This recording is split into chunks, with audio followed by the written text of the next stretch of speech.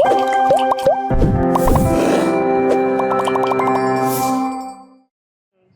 tahun terakhir ini kita emang sering mendengar istilah sustainability.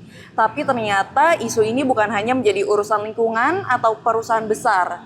Dunia komunikasi juga sedang berubah. Hari ini kita akan membahas bagaimana komunikasi berkelanjutan menjadi salah satu kompetensi yang dibutuhkan praktisi komunikasi masa depan nih. Dan mengapa sih hal ini menjadi fokus penting di program Strategi Communication UMN. Nah, sore ini sudah hadir bersama kita yaitu Pak Irwan, Sekretaris Program Studi Strategi Communication UMN. Selamat sore. Selamat datang, Pak. Terima kasih. Apa kabar, Pak Irwan? Alhamdulillah baik. Nah, Pak, boleh dong sapa-sapa sahabat UMN nih yang lagi nonton live-nya. Halo sahabat UMN, selamat sore. Nama saya Irwan Fahrudin. Saat ini saya mengemban amanah menjadi Sekretaris Program Studi Ilmu Komunikasi di UMN. Wah, keren banget ya bersama Pak Irwan sore ini. Nah, Pak, sebelum kita membahas sustainability lebih jauh, boleh diceritain sedikit dulu nggak sih, Pak, untuk perkenalan ke sahabat UMN pastinya, perjalanan Bapak mulai dari latar belakang pendidikan sampai akhirnya berkecimpung di dunia komunikasi. Baik, perjalanan saya mulai ketika saya masuk ke program studi DKV sebenarnya. Saya satunya DKV di ITB, di Bandung. Wah, kemudian saya cukup lama di industri advertising. Jadi di periklanan saya sekitar 18 tahun di industri. Ya pindah-pindah lah dari mulai kantor multinasional, kemudian lokal, multinasional juga saya mencoba di multinasional yang latarnya Jepang, Inggris, Amerika. Jadi pengen mencoba sebenarnya mempelajari berbagai macam case studies, berbagai background budaya dari teman-teman sejawat. Dan itu ternyata banyak membangun perspektif bagi saya gitu ya, yang kemudian saya bisa gunakan ketika mengerjakan pekerjaan sehari-hari. Nah kemudian dari situ saya lanjut master degree saya di komunikasi, dan kemudian sampai di satu titik saya selesai di industri sekitar 18 tahun, saya mencoba masuk ke dalam satu ranah baru, bagaimana pengalaman-pengalaman saya bisa lebih banyak dibagikan gitu ya, dan akademia menjadi salah satu pilihan saya. Wah, nggak expect ternyata Pak Irwan itu berawal dari DKV, industri, betul, dari DKV. di advertising ya, Pak, awal multinasional dan internasional juga ya. Betul. Keren banget nih, Pak. Berarti perjalanan Bapak ke dalam dunia komunikasi itu juga nggak secara instan ya, Pak. Betul. Melalui berbagai pengalaman dan proses yang cukup panjang. Ya. Jadi bisa dibilang ketertarikan Bapak terhadap komunikasi itu sebelumnya udah terbentuk sejak awal kah, atau berkembang nih seiring berjalannya karir Bapak? Sebenarnya kalau dari awal di pendidikan S1, saya tadinya kan masuk ke jurusan desain. Nah saat itu belum ada peminatan di program studi, baru di tingkat 2. Nah, di desain itu ada 3, desain interior, desain komunikasi visual, dan juga desain produk industri waktu itu. Nah, di pilihan pertama dan kedua, dalam perjalanannya saya masih memilih desain interior. Pilihan kedua desain produk, dan terakhir DKV. Tapi ada satu momen sebenarnya yang membuat saya tiba-tiba kok masuk ke dunia komunikasi, karena saya melihat peran sentral seorang alumni DKV gitu, atau komunikator lah dalam hal ini gitu ya, yang cukup strategis ya untuk bisa membangun sebuah pemahaman gitu ya, dan apa yang menjadi hasil budaya itu akan lebih mudah dikomunikasikan dan akan lebih bisa terbantu untuk bisa bertahan lama gitu, menjadi sebuah kebiasaan, perilaku dan seterusnya. Itu adanya di DKV justru. Nah dari situ desain interior saya shifting ke DKV. Yang dalam perjalanannya ketika saya lulus saya masuk ke industri komunikasi. Jadi seperti itu. Jadi memang dalam perjalanannya ada hal-hal yang biasanya membuat kita tuh agak bergeser. Oh iya, tapi itu tetap berkesinambungan lah ya, Pak. Betul. Oke. Wah, menarik banget. Jadi dan setiap pengalaman akhirnya membawa Bapak ke posisi sekarang. Betul. Dan ketika di industri kan walaupun background S1-nya DKV, tapi seiring dengan waktu kan nggak cuma sekedar menjadi seorang desainer grafis ataupun art director, tapi along the way kita naik masuk ke posisi manajerial, kita harus overview semuanya, termasuk strategi dan seterusnya. Nah dari situ saya lebih melihat ketika saya masuk ke pilihan untuk mengambil master degree, saya mengambil komunikasi karena menjadi payung dari berbagai cabang di bawahnya, termasuk film juga sebenarnya komunikasi juga, DKV juga komunikasi juga. Jadi saya ngambil dari aspek komunikasi secara umum. Dan dari situ saya mulai mengantarkan saya ke dalam sebuah aktivitas untuk sharing, masuk ke kampus-kampus. Nah dari situ saya melihat ada opportunity untuk saya kayaknya lebih bisa fit in, memberikan dampak itu ketika saya menjadi dosen tetap. Nah salah satunya datang dari UMN. Berarti emang segala sesuatu juga akan berhubungan dengan komunikasi ya Pak pastinya. Betul. Dari sejak kita lahir sebenarnya komunikasi udah dekat dengan kita ya. Dan komunikasi kan nggak selalu harus verbal. Misalkan bayi lahir, kenapa dia menangis? Menangis itu bisa spektrumnya sangat lebar itu. Dari mulai lapar, kesakitan, atau mengajak bercanda dan seterusnya. Menangis itu adalah bahasa tunggalnya bayi. Dan seiring dengan waktu komunikasi akan menemukan banyak sekali channel-channel yang bisa dipergunakan sebenarnya seperti itu. Wah, menarik banget nih sahabat UMN. Nah Pak, kalau nggak salah sebelum jadi dosen kan Bapak juga tadi sudah bercerita kalau sebelumnya Bapak di dunia industri. Kurang lebih 18 tahun ya Pak. Bisa ceritakan lebih detail nggak sih tentang pengalaman tersebut Pak? Ya. Sahabat UMN. Ya, industri yang membuat saya tertarik adalah industri komunikasi, lebih tepatnya di advertising, karena saya melihat bahwa ada satu quote kalau saya mengambil MH Ainun Najib dulu pernah bilang bahwa orang yang lebih berperan dalam membentuk peradaban itu bukan budayawan. Beliau adalah budayawan, tapi dia bilang adalah orang iklan. Kenapa? Karena di iklan dalam durasi komunikasi yang sangat pendek dan dengan frekuensi yang cukup tinggi di media placementnya, itu bisa mempengaruhi orang berperilaku. Nah, di situ saya melihat aspek periklan itu menjadi sangat menarik untuk saya geluti, sehingga keputusan akhirnya ketika lulus DKV saya masuk mengambil segmen advertising industri sebagai pilihan saya saat itu. Jadi memang peran sentral komunikasi. Bayangkan kayak misalkan seorang Adolf Hitler, seorang negarawan kayak Soekarno segala macam itu, mereka tidak cuma besar dalam kepemimpinan tapi juga besar dalam narasi-narasi yang dia bangun. Dan narasi adalah komunikasi. Oh iya. Tapi Bapak pasti ngerasa dong kalau dunia industri dari zaman Bapak dulu 18 tahun ternyata apakah itu tetap membawa berpengaruh ke dunia akademik Bapak sekarang ini? Ya, sebenarnya landscape pasti berubah ya seiring dengan perubahan waktu. Ada perkembangan teknologi, media-media baru bermunculan, model bisnis juga berubah. Tapi tetap tidak ada yang berubah adalah kompetensi komunikasi sebenarnya. Kita harus bisa paham kita ada di posisi mana. Kalau meminjam misalkan di komunikasi kan, apakah kita sebagai penyampai pesan, apakah kita sebagai medianya, apakah kita sebagai penerima pesannya gitu ya, dan bagaimana kita bisa bersaing sehingga komunikasi kita lebih bisa didengar. Karena di luar sana kan sangat riuh gitu ya, banyak orang-orang yang berkomunikasi juga. Sama lah kayak kita ngobrol aja dalam kerumunan kan, siapa yang berteriak paling keras dia pasti akan lebih bisa menarik perhatian. Nah, komunikasi itu akan terkait dengan itu dan itu nggak akan pernah berubah walaupun landscape-nya berubah gitu kan. Ya sama kayak dulu misalkan digital belum menjadi media utama dalam berkomunikasi, dalam beriklan misalkan. Tapi seiring dengan waktu, media sosial menjadi sangat dominan di dalam perannya sebagai channels ya atau platform untuk berkomunikasi. Jadi, tapi tetap balik lagi dimanapun kita berada, peran-peran sentral di komunikasi dan juga bagaimana kita berkomunikasi ya akan pernah berubah sebenarnya. Gitu. Tapi kalau dari point of view Bapak, sebenarnya lebih penting itu siapa yang komunikasinya lebih banyak tersebar atau siapa yang paling mudah dipahami? Sebenarnya kalau dalam konteks komunikasi yang harus kita lihat adalah pertama adalah clarity of information. Karena kan kalau kita ngelihat urutannya dari pengirim informasi, kemudian ada faktor yang lain adalah message-nya seperti apa, kemudian ada channels yang tepat, kemudian baru ada penerima. Nah, tergantung kejelasan clarity dari pesan kita, kemudian kesesuaian media yang kita pilih. Terus kemudian dari situ komunikasi akan lebih mudah masuk ke audiensnya. Jadi itu yang harus diperhatikan. Jadi pesan tetap yang paling penting. Mudah atau tidaknya pesan sebenarnya tergantung dari kita memahami audiens kita. Misalkan ketika ada orang yang kok apa ya maksudnya? Barangkali mungkin segmentasinya tidak tepat. Itu mungkin untuk anak-anak Gen Z komunikasinya, tapi dilihat oleh generasi boomers misalkan atau generasi X mungkin tidak cukup paham karena tidak relate secara langsung. Jadi konteks itu, jadi clarity of the message dan kesesuaian channels yang dipilih itu menjadi penting tuh. Nanti tergantung message-nya itu adalah message yang cukup jelimet atau tidak. Kalau message yang cukup jelimet misalkan message yang scientific misalnya. Nah, berarti kan harus ada cara-cara tersendiri untuk meramu sehingga itu lebih mudah dipahami ya, seperti itu kira-kira. Tapi kalau menurut Bapak nih, karena penonton kita khususnya untuk sahabat UMN yang Gen Z atau mungkin ada yang Gen Alpha juga Betul, nih Pak. betul.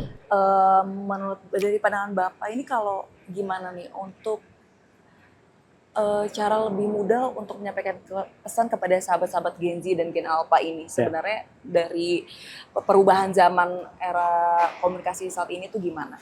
Ya, yang paling penting kan sebenarnya understanding the audience ya. Memahami setiap generasi pasti challenge-nya berbeda-beda gitu. Misalkan generasi Alpha ataupun generasi Z gitu ya, kita harus bisa melihat apa sih yang dekat dengan mereka gitu, yang relate dengan mereka, itu kemudian pilihan-pilihan medium apa yang mereka suka. Nah, tinggal nanti kayak secara strategi kita masuk ke situ tuh. Sehingga pada akhirnya ketika membangun sebuah komunikasi, apapun luarannya, mau dalam bentuk sederhana, misalkan bikin poster misalkan, bikin feeds di digital. Nah, kalau kita tidak bisa memahami bagaimana persepsi visual dari audiensnya, anak-anak Gen Z atau Alpha, anak-anak SMA misalkan. Anak SMA sekarang mungkin berbeda cara pandang terhadap warna merah misalkan. Gitu kan? Atau pattern grafik seperti ini.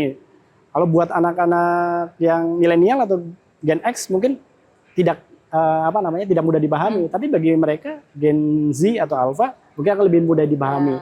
Ya, artinya siapapun pembuat komunikasinya, dia harus bisa memahami, walaupun harus lintas generasi. Misalkan saya X, saya X ketika diminta membuat feeds untuk anak-anak Gen Z, saya harus memahami itu. Bagaimana Gen Z berpikir, harus riset dulu, seperti itu. Gitu. Oke. Nah, tadi dari pengalaman yang sudah Bapak ceritakan, aku tuh jadi penasaran. Kalau harus dirangkum dalam satu hal, apa pelajaran terbesar dari dunia industri yang masih Bapak pegang sampai hari ini dan paling membentuk cara pandang Bapak terhadap profesi komunikasi? Oke. Sebenarnya karena komunikasi kan menjalankan peran one to many ya, atau many to many dan seterusnya. Jadi menjadi penting bagaimana kita bisa membangun komunikasi yang tetap pada koridor tujuan baiknya. Jadi apa yang kita rencanakan itu akan tersampaikan sesuai dengan apa yang kita rencanakan. Artinya tidak ada misleading dan seterusnya, dan akan lebih baik kalau itu membangun perubahan perilaku yang positif. Jadi peran komunikasi sebenarnya ada di peran sentral untuk membangun perilaku yang positif, dan ketika perilaku positif itu dilakukan oleh populasi yang cukup besar, itu akan menjadi habitual, akan menjadi perilaku bersama secara kolektif, dan itu pada akhirnya akan menghasilkan budaya dan peradaban sebenarnya. Jadi komunikasi itu berperan sangat besar untuk membangun peradaban, salah satunya komunikasi itu. Karena ketika itu tidak bisa digunakan dengan baik, komunikasi itu bisa punya dua sisi ya, sisi yang tajam atau sisi yang tidak tajam. Pisau misalkan bisa untuk menyiapkan masakan, atau bisa untuk kejahatan juga bisa ya. Jadi seperti itu. Karena peran sentralnya seperti itu secara sangat strategis, sehingga harus dirancang benar-benar gitu ya. Karena efek yang luar biasa akan terjadi kalau komunikasi dirancang dengan baik. Oke, jadi emang benar gimana cara kita menyampaikan ini didengar dengan audiens juga. Ini sisi positifnya atau sisi negatifnya yang mereka dapat dan apa yang kita sampaikan juga ya Pak? Ya banyak kan, misalkan nanti kalau kita bicara hal yang lebih marak sekarang misalkan terkait dengan membangun persepsi misalnya. Banyak kan persepsi yang baik mencoba dibangun, tapi ternyata di belakang tidak cukup baik. Nanti mungkin ada di bahasan berikutnya ya terkait dengan hal itu. Yaitu karena akhirnya ada tujuan-tujuan yang tidak baik sebenarnya. Membungkus sebuah aktivitas yang tidak terlalu ideal dengan komunikasi yang seakan-akan itu ideal. Gitu kan. Itu banyak terjadi lah di level manapun ya. Di level product communication, brand communication, corporate communication juga sama. Gitu. Menarik banget. Semakin menarik obrolan ini nih sahabat UMN. Nah Pak, aku juga kepo. Apa yang membuat Bapak akhirnya memilih masuk ke dunia pendidikan dan membimbing calon praktisi komunikasi di UMN ini? Ya, saya melihat bahwa ketika dulu saya di industri, saya hanya memberikan dampak ke sebagian secara langsung gitu ya, ke agensi tempat saya bekerja ataupun klien saya gitu ya. Dan mengawal dampak positif di level audiens itu tidak banyak dilakukan gitu. Nah, di dunia pendidikan akan berbeda karena kita berinvestasi di membentuk manusia, membentuk komunikator-komunikator, sehingga ketika saya bisa membekali dari awal di masa studi mereka, ini akan menjadi kekuatan yang luar biasa gitu ya untuk bisa membangun hal-hal positif yang membentuk identitas kita. Iya. Ini loh peradaban yang baik itu seperti ini. Dan itu dihasilkan dari bagaimana kita masuk ke dunia komunikasi, shaping up para calon praktisi ini sehingga mereka ketika terjun ke dunia nyata, dia menjadi praktisi-praktisi yang bertanggung jawab. Iya. Seperti itu. Gitu. Betul. Wah, berarti keputusan itu tuh muncul dari pengalaman yang cukup Betul, panjang ya Pak betul, gitu. betul. Berarti sebenarnya bukan direncanakan dari sejak Tidak, awal ya tidak, Pak. tidak. Oke. Jadi ada proses transisi juga dari praktisi ke pendidik. Saya rasa itu keputusan yang gak mudah juga. Betul, ya sih, betul, Pak. betul. Karena berpindah dari industri Ya. ke dunia pendidikan tentu membawa tantangan yang berbeda. Betul, Pak. betul. Nah, kalau kita melihat beberapa tahun terakhir kan, kita mungkin ini akan membahas sustainability, Ya. Pak. Menurut Bapak, apa perubahan paling besar yang terjadi di dunia komunikasi saat ini? Di dunia komunikasi sekarang kan yang paling besar perubahannya adalah munculnya era media sosial ya, di mana target itu mereka bergerak secara horizontal. Iya. Kalau dulu komunikasi itu lebih banyak top down gitu ya. Nah, sekarang udah nggak bisa lagi karena konsumen saling belajar di peers mereka saling follow, mereka saling mengkonfirmasi. Ketika ada komunikasi, misalkan katakanlah ambil ilustrasi dari sebuah produk misalkan, dari sebuah brand, dia mengomunikasikan A, apakah A itu akan langsung diterima mentah-mentah? Mungkin dulu iya, Ya. tapi ketika sekarang mereka makin kritis, Betul. informasi lebih gampang diterima, overspill dari informasi itu sangat luar biasa. Iya. Dalam 1 menit saja mereka bisa diterpa dengan ribuan informasi. Nah, itu yang membuat mereka punya power untuk men-challenge komunikasi tadi. Nah, artinya ini tidak bisa membuat komunikator itu melakukan hal itu lagi. Dia harus bisa mengkonfirmasi. Makanya sekarang banyak brand owner yang mencoba merangkul audiens dalam konteks community marketing misalkan gitu ya, menggandeng influencer segala macam, karena mereka ini saling ngobrol dan kekuatan mereka sangat besar sehingga pada akhirnya pihak industri pun harus mengikuti itu. Mereka harus bisa, yang dulu posisinya ada di atas, mereka harus mau turun ke bawah untuk kemudian bareng-bareng ngobrol sama konsumennya. Karena yang terjadi sekarang kan saling merekomendasikan. Si A menggunakan produk apa, teman-temannya akan ikut, followersnya akan ikut, yang ada di peersnya akan ikut. Sehingga ketika industri itu masuk ke area yang sama, ini akan mengubah diri mereka yang tadinya menjadi produsen, sekarang menjadi friends gitu, menjadi neighbor, menjadi tetangga yang baik bagi konsumennya. Nah, ini yang saya rasa seiring dengan waktu perubahan yang sangat signifikan terjadinya di situ. Jadi udah nggak lagi one to many communications gitu ya. Ada hal-hal lain yang harus dipertimbangkan karena mereka terhubung secara horizontal dan mereka punya kekuatan mengembargo produk kita misalkan, nge-ban produk kita dan seterusnya. Jadi itu yang secara signifikan sih perubahan media, landscape-nya, perubahan teknologi dan seterusnya membuat cara kita berkomunikasi pun jadi berbeda gitu. Jadi mungkin bisa dibilang kalau dulu kan paling word of mouth ya Pak. Kalau sekarang udah electronic word of mouth. Betul. Dan nggak cuma sekedar menyampaikan pesan untuk informing something, tapi sekarang harus moving people gitu ya. Jadi kalau tadinya informing, sekarang harus moving people. Jadi orang ini mau bergerak nggak? Makanya kalau di istilah sosial media kan ada hook-nya, ada call to action, kayak gitu-gitu. Nah, itu harus dikawal tuh dalam komunikasi, nggak cuma sekedar nyampein selesai. Kita harus memvalidasi, makanya kita harus bisa selalu melihat after campaign seperti apa gitu kan. Lihat analytics-nya, kemudian turun secara kualitatif seperti apa, dicoba divalidasi dan seterusnya kayak gitu. Kalau dulu telling, sekarang harus doing gitu kan. Seperti itu. Bahkan kayak Gen Z atau Gen Alpha aja untuk sekarang mereka tuh melihat sebuah contohnya kayak video aja deh Pak, mereka tuh melihat dari hook-nya tuh udah menarik gak nih apa worth itu untuk dilanjutkan nggak nih untuk dilanjutkan nonton atau enggak. Betul. Wow. Nah, kan sekarang hampir semua perusahaan berbicara tentang sustainability juga nih Pak. Menurut Bapak, mengapa isu ini menjadi begitu penting khususnya untuk calon praktisi dari mahasiswa UMN ini ya Pak? Ya tadi sebelumnya saya sempat mengatakan bahwa ketika landscape-nya berubah dari yang tadinya misalkan corporate atau brand telling their story saja. Tapi kalau cuma telling the story, masa iya sih gitu kan? Kita kan saling menanyakan gitu kan. Sekarang banyak orang-orang yang menginvestigasi dan seterusnya kan. Sehingga udah nggak bisa lagi tuh hanya telling story, tapi bagaimana doing mereka pun diceritakan, story doing gitu ya. Jadi cerita yang menceritakan yang mereka lakukan. Makanya banyak sekarang kita melihat perusahaan membuka dapurnya gitu kan, mengundang target marketnya untuk visit ke pabriknya dan seterusnya sebenarnya agar mereka yang sekarang sudah sangat skeptis gitu ya, untuk membuktikan sendiri kami doing seperti ini loh. Mereka mau buka-bukaan ya Pak, kalau betul. sekarang. Sehingga karena mereka juga takut kalau mereka hanya telling the story saja, itu akan terjebak ke dalam greenwashing. Iya, iya. Nah, greenwashing itu bisa di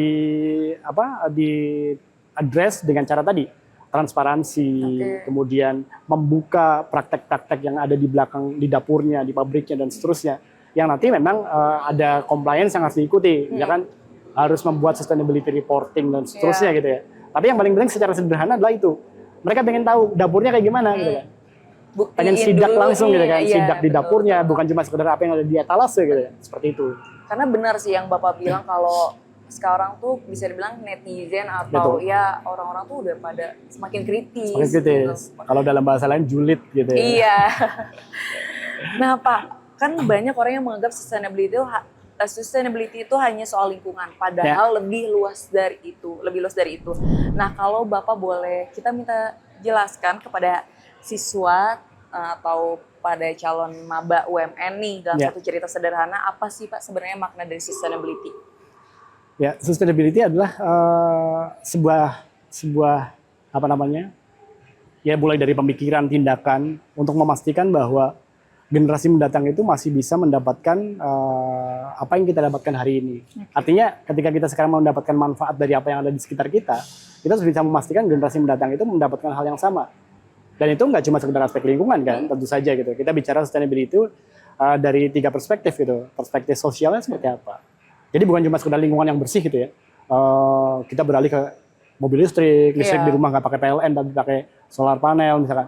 Tapi bagaimana perilaku kita? Apakah kita misalkan masih suka mendiskriminasi misalkan? Apakah kita masih suka tidak berempati ke orang lain misalkan? Dan itu kan aspek-aspek sosial. Apakah kita masih berpikir bahwa pendidikan itu yang penting buat keluarga saya, tetangga saya mau masa bodoh ya? Nah, sikap-sikap itu kan juga masuk ke dalam aspek sustainability untuk memastikan tetangga kita tidak lapar. Kalau kita mengacu ke 17 goals-nya SDG kan no hunger misalkan. Untuk memastikan tetangga kita nggak miskin misalkan. Untuk memastikan air tanahnya tidak tercemari. Banyak aspek yang bisa kita... Jadi ada 3 kan yang kita bisa lihat. Ada aspek environmental, ada aspek sosial, dan juga aspek tata kelola, governance-nya. Nah, tata kelola itu menjadi penting. Misalkan, sebuah perusahaan kantornya bagus, pabriknya bersih, dan seterusnya. Tapi ketika ada karyawan yang misalkan dalam satu kasus dia karyawati misalkan. Karyawati selalu akan mendapatkan siklus, siklus haid misalkan. Apakah tata kelola perusahaan itu memberikan ruang untuk mereka bisa mendapatkan cuti untuk haid misalkan? Atau misalkan ketika dia melahirkan, apakah perusahaan juga memberikan ruang untuk sang suami itu bisa ikut mendampingi selama masa liburan melahirkan misalkan, atau cuti melahirkan? Karena kalau kita melihat ke luar negeri, misalkan di negara-negara yang sudah maju, pelaksanaan sustainability-nya, mereka sudah berpikir sampai segitu. Karena kan kondisi normal, ibu melahirkan kan beda-beda ya. Ada yang normal, ada yang baby blues misalkan gitu ya, yang nggak bisa sendirian tuh menghandle anaknya. Jadi suami perlu. Di beberapa negara, bahkan paternal leave ada, selain maternal leave. Misalkan di Australia 6 bulan, suami ikut libur 6 bulan, dan tetap digaji. Nah itu kan terkait dengan tata kelola sebenarnya. Jadi nggak cuma environmental, sosial, dan juga governance gitu. Nah, sahabat women, mungkin kalian tuh masih banyak yang nggak aware ya kalau di lingkup kalian tuh banyak banget aspek SDGs yang bisa kalian perhatikan nih. Nah, Pak, kalau melihat tren industri beberapa tahun ke depan, menurut Bapak kompetensi apa yang akan paling dibutuhkan oleh lulusan komunikasi? Apakah kemampuan teknis saja sudah cukup? Oke, sebenarnya kalau technical abilities kan sebenarnya generik ya. Setiap kampus akan melahirkan graduates yang mumpuni lah ya, bisa menguasai tools, bisa memahami konsep dan seterusnya. Tapi yang paling penting sekarang kan dengan semakin beragamnya permasalahan secara global di dunia ini gitu ya, itu membutuhkan hal-hal yang sebenarnya balik lagi ke hal-hal mendasar terkait dengan karakter building misalkan. Apakah kita bisa cukup berempati misalkan? Apakah kita bisa cukup mengedepankan adab atau ethics gitu ya? Nah itu menjadi penting karena dengan hal-hal mendasar tadi kita bisa sensing tuh. Karena yang dilakukan di industri pun ketika kita mau menyelesaikan sebuah permasalahan komunikasi, yang kita lakukan apa sih? Empathizing and defining the problems. Nah ketika empathizing, yang kita lakukan hanya apa sih? Ya mengaktifasi semua indera kita kan. Kita melihat, kita mendengar, kita merasakan gitu ya. Berada di kacamata pihak yang akan kita masuki gitu kan. Nah jadi hal-hal mendasar tadi harus juga ikut dipersiapkan selain aspek skill tadi. Itu maksudnya ke karakter building human skill, misalkan pola pikir, kemudian disiplin, hal-hal yang mungkin banyak sisi-sisi yang di luar textual education ya. Textual education kan ada di ruang kelas, ada di RPKPS, di kurikulum. Tapi hal-hal lain, pembelajaran secara langsung contextual education itu bisa nggak kita deliver ke mahasiswa? Nah dari situ kan sebenarnya yang kita pikirkan kalau dari perspektif UMN, kita banyak merancang program-program pembelajaran yang secara imersif akan mengasah itu semua. Membangun mereka menjadi pribadi-pribadi yang kompeten, nggak cuma sekedar mumpuni dalam menyelesaikan permasalahan secara teknis, tapi juga sangat paham ketika dicemplungkan ke dalam situasi permasalahan apapun, mau di Indonesia, di luar negeri, di Jawa, di Kalimantan, segala macam, dia udah langsung siap untuk running. Karena dia punya kemampuan, oh kalau saya ditempatkan di Kalimantan, mempelajari problem di Kalimantan, saya bisa. Karena saya tahu orang-orang di indigenous society di sana seperti apa karakteristiknya, dan seterusnya kayak gitu. Karena emang berarti yang ya teknis itu penting, Betul. tapi tetap aja ya Pak soft skill, Human skill. Jadi kayak gimana mereka cara berpikir, Betul. bagaimana mereka beradaptasi dan bisa berkolaborasi dengan orang lain, yang terpenting itu kan ya Pak. Betul. Mereka cukup fleksibel, cukup agile, cukup lentur gitu ya untuk bisa masuk ke dalam konteks permasalahan apapun. Jadi udah nggak bisa lagi tuh pilih-pilih. Oh saya mau pekerjaan yang ini, brief yang ini segala macam. Udah nggak bisa. Kita sebagai profesional mau dikasih permasalahan apapun ya kita harus siap gitu. Nah Pak, kalau untuk Strakom UMN sendiri, bagaimana sih program studi strategi communication UMN menerjemahkan isu sustainability ke dalam proses pembelajaran? Ya, ya kami coba lihat bahwa ini tidak hanya sekedar sesederhana embedding gitu ya, topik-topik terkait sustainability misalkan. Sesimpel memasukkan elemen-elemen goals-nya SDG ke dalam mata kuliah misalnya. Tapi kita harus memastikan bahwa apakah sisi-sisi tadi ya, human skill, karakter building itu juga ikut seiring dengan waktu 1 semester misalkan, dia ikut terbangun juga. Jadi secara metodologi pembelajaran pun kita coba desain gitu ya, sehingga mereka bisa cukup imersif untuk terjun ke permasalahannya. Misalkan apakah mereka bisa terjun ke masyarakat. Ketika masyarakat itu menjadi titik di mana permasalahan itu terjadi. Nah mereka harus bisa turun ke sana, walaupun di UMN misalkan mahasiswa itu berasal dari kota, dari urban area, permasalahan itu nggak cuma di urban area loh, di rural area banyak sekali permasalahan. Nah mereka siap untuk ke sana. Jadi rancangan-rancangan program pembelajaran imersif dan juga project based learning itu yang kami rancang dengan memasukkan isu-isu tadi, isu-isu lingkungan, isu sosial dan juga tata kelola. Sehingga dimanapun mereka akan berkarir nantinya gitu ya, menjadi komunikator, menjadi policy maker dan seterusnya, mau di pemerintahan, di private sector, di NGO segala macam, mereka sudah bisa paham dan bisa langsung lari gitu ya, nggak cuma sekedar harus training dulu dan seterusnya. Nah itu sih yang kita siapkan di Prodi Stratkom sebenarnya. Wah menarik banget nih sahabat UMN. Nah karena waktunya sebentar lagi, ini ada yang bertanya nih Pak, namanya @Alvina. Ya. Seperti apa sih Pak sosok lulusan strategi communication UMN yang ingin dihasilkan? Oke. Sebenarnya kita mengacu ke beberapa capaian ya, dari 1 sampai 10. Dari sesimpel dia mampu memahami, mengerti, kemudian bisa mengimplementasikan tools yang bisa dipakai, kemudian dia bisa merancang strategi pemecahan masalah, sampai dia harus punya kemampuan untuk membangun kewirausahaan. Jadi skill setnya cukup lengkap, tidak hanya menyiapkan mereka untuk menjadi profesional saja, menjadi staff misalkan, tapi dia harus bisa tuh menjadi entrepreneur. Nah kalau entrepreneur kan bisa macam-macam nih spektrumnya. Bisa menjadi intrapreneur. Intrapreneur adalah profesional yang bekerja di sebuah perusahaan yang dia udah punya jiwa entrepreneurship. Sehingga yang dia lakukan nanti bisa memberikan solusi-solusi inovasi bagi pekerjaannya. Sehingga harapannya ketika dia bekerja, karir ladder itu bisa di-achieve dalam waktu yang lebih singkat dibanding teman-teman seangkatannya misalkan. Terus kemudian dia mampu juga menjadi seorang kreatifpreneur gitu misalkan, di ranah industri kreatif misalkan, dia bisa menjadi sociopreneur, menyelesaikan permasalahan di aspek sosial di desa misalkan, ada petani yang tidak berdaya, sementara sumber dayanya melimpah, nah bisa memberi solusi di sana, menjembatani dan seterusnya. Ada technopreneurship dengan menggunakan teknologi, aplikasi atau apa untuk menjadi jembatan peningkatan ekonomi masyarakat, ya tentu saja menjadi wirausahawan, tapi mereka juga bisa memberikan dampak kepada masyarakat. Jadi menjadi profesional yang mumpuni hayu gitu ya. Menjadi entrepreneurship juga hayu. Tapi mereka secara generik mereka harus mumpuni dalam konsep komunikasi, membuat strategi, mengeksekusi, kemudian bisa merancang, dan juga bisa memberi dampak ke masyarakat. Oh, kalau yang perihal entrepreneurship itu ada mata kuliahnya nggak sih, Ada, Pak? kita punya mata kuliah Creativepreneurship. Oh, Nah. itu udah kayaknya pas lagi angkatan saya belum ada deh, Pak. Dulu pernah ada sebelum MBKM, namanya Socialpreneurship. Oh. Cuma karena MBKM, akhirnya kita hilangkan. Nah, sekarang masih ada lagi nih, karena yang tuntutannya seperti itu ya. Capaian pembelajaran lulusannya, ketambahan 1 CPL, harus bisa punya kemampuan membangun kewirausahaan bagi lulusan UMN, jadi kita tambahkan lagi mata kuliah tersebut. Oke, wow, menarik banget. Selain itu tambahan, Apa, Pak? karena kita juga harus merespon sustainability dan juga penggunaan AI, kita pun ada mata kuliah khusus. Apa tuh, Pak? Sustainability Communication dan juga AI for Strategy Communication. Jadi cukup lengkap nih. Dan metodologi pembelajarannya ada yang kita kirim ke lapangan dalam program Social Impact Initiative, sebuah program unggulan yang bisa memungkinkan mereka lulus dalam 3,5 tahun. Oke, jadi lulusan strategi communication ini nggak cuma dituntut jadi kreatif, komunikatif, tapi juga ke entrepreneurship itu ya, Pak, Betul, sekarang. salah satunya. Oke. Nah, terakhir nih, Pak, untuk calon mahasiswa yang mungkin masih berpikir bahwa komunikasi hanya soal public speaking, media sosial, atau membuat konten, apa sih yang ingin Bapak sampaikan kepada sahabat UMN?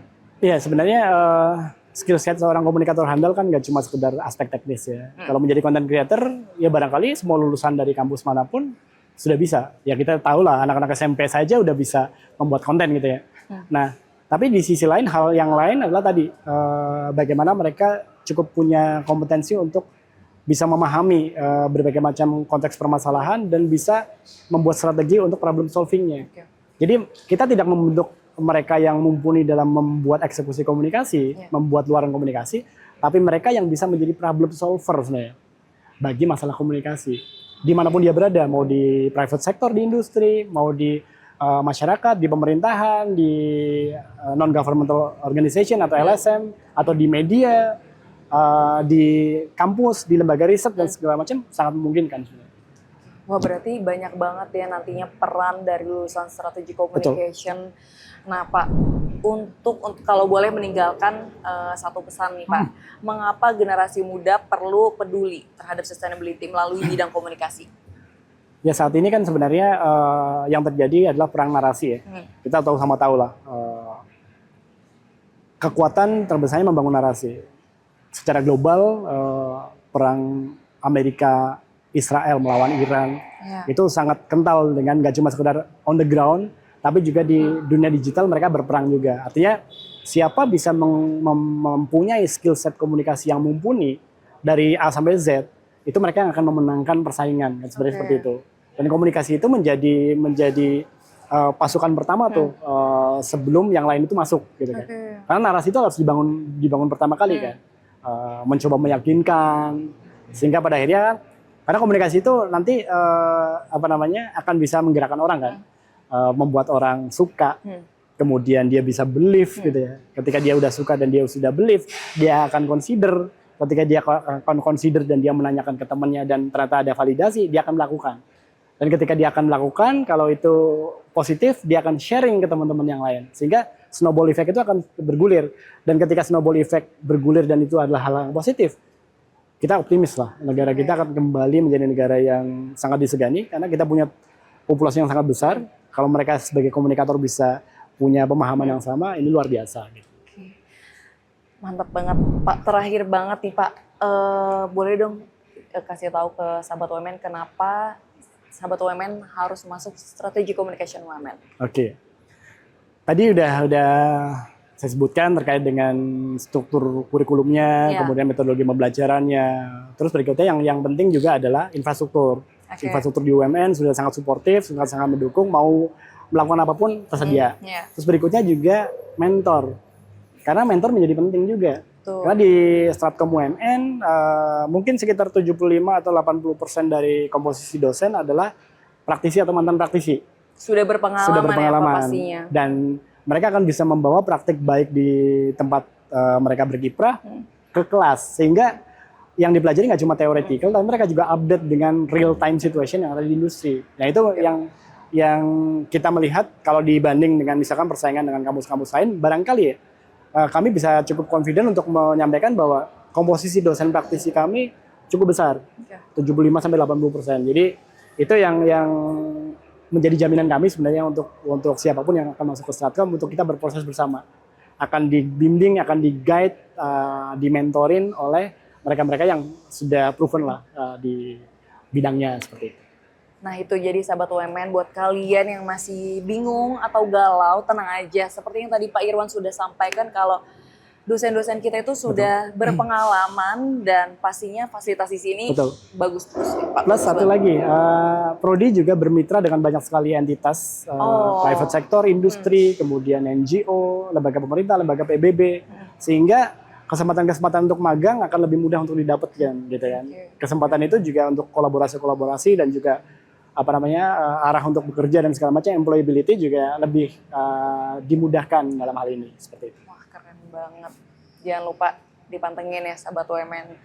Nah terima kasih banyak Pak Irwan atas insight yang luar biasa. Semoga perbincangan hari ini bisa membuka perspektif baru buat sahabat UMN, bagaimana komunikasi bukan hanya tentang kita menyampaikan pesan, tapi juga bagaimana pesan tersebut menciptakan dampak yang positif ya Pak untuk masyarakat, khususnya untuk sustainability. Betul. Pak. Nah bagi teman-teman sahabat UMN yang ingin mempelajari dunia komunikasi sekaligus mempersiapkan diri menghadapi tantangan masa depan, jangan lupa cari tahu lebih lanjut tentang program studi strategi communication atau Stratcom, karena masih ada kesempatan untuk bergabung dan meraih berbagai program beasiswa yang ada di UMN. Untuk informasi lebih lanjut, langsung aja cek Instagram @Universitas Multimedia Nusantara atau Strategi Communication. Ada IG-nya kan ada Pak? Stratcom_UMN. Oke, bisa dipantengin ya sahabat UMN. Oke, terima kasih banyak Pak Irwan. Dengan senang hati. Oke, kalau gitu kita pamit ya Pak. Aku Tiara dan Pak Irwan pamit dulu. Sampai ketemu di Yomen episode berikutnya. Bye!